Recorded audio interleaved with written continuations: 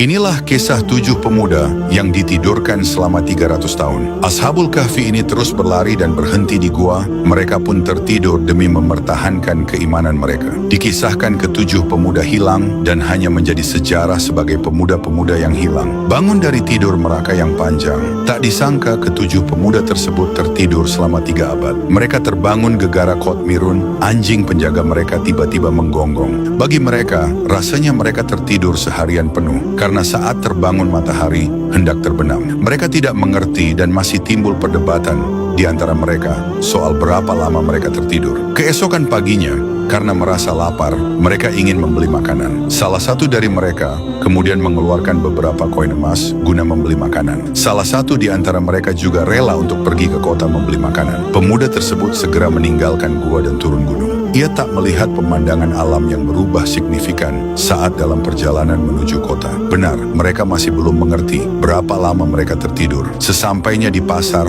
pemuda tersebut heran dan kebingungan. Menurutnya kota tersebut telah berubah dan ia salah tujuan. Orang-orang pun juga heran melihat penampilan pakaian pemuda tersebut. Pemuda itu mengenakan pakaian kuno padahal semuanya telah memakai pakaian model baru. Semua jauh berbeda dan memang sudah berubah. Hanya saja pemuda tersebut belum menyadarinya. Ketika jati diri mereka terungkap hingga ketika ia selesai memilih dan hendak membayar makanan yang dibeli, penjual makanan heran dengan koin emas pembayaran pemuda itu. Penjual mengatakan itu adalah uang kuno zaman Kaisar Trojan. Disangkanya juga pemuda tersebut telah menemukan harta karun berabad lalu yang mulai hilang. Penjual menginginkan koin pemuda itu dan berjanji tak akan mengatakan pada semua orang. Pemuda tersebut masih tak mengerti dengan maksud penjual makanan. Maka penjual itu mengeluarkan beberapa koin yang berlaku di masa itu. Karena tetap merasa bukan penemu harta karun dan koin-koin yang ia miliki itu berlaku, pemuda tersebut hanya mengatakan bahwa ia tidak memiliki apa-apa kecuali koin-koin itu. Sontak penjual mencengkeram tangan pemuda tersebut dan berteriak yang membuat semua orang berkumpul. Pemuda itu ketakutan sambil berteriak agar tidak menyerahkan pada pasukan Trojan. Hal itu membuat orang-orang tertawa. Ya, Trojan sudah meninggal bertahun-tahun lalu.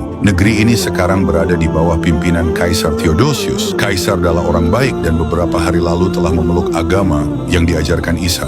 Seseorang berusia lanjut mengetahui kisah pemuda tersebut dari cerita neneknya. Ketika ia mengatakan tentang si pemuda dan sahabat-sahabatnya, ia hampir pingsan dan jatuh ke tanah. Berita mengenai pemuda-pemuda yang tertidur panjang menyebar bagai kilat. Gubernur pun mendengarnya dan segera memerintahkan pengawalnya untuk menjemput dan menghadapkan pemuda tersebut ke istana. Saat tiba di istana, gubernur menanyakan kisah mereka dan hendak menjemput sahabat-sahabatnya yang masih di tempat persembunyian. Segera saja, pemuda bersama gubernur yang diikuti pula oleh beberapa pasukan menuju gua persembunyian. Salah seorang sahabat pemuda itu merasa khawatir akan keselamatan temannya. Maka ia keluar gua dan mendaki gunung. Ia kaget malah melihat iring-iringan tentara hendak menuju ke tempat persembunyian mereka. Segera ia berlari menuju ke sahabat-sahabatnya. Ia menceritakan apa yang ia lihat di puncak gunung. Mereka merasa tak karuan hatinya. Cemas, khawatir, dan serba takut bercampur menjadi satu. Tiba-tiba mereka dikagetkan akan kedatangan temannya yang kemudian menceritakan kejadian sebenarnya tentang berapa lama mereka tertidur. Pemuda tersebut memohon masuk sendiri ke gua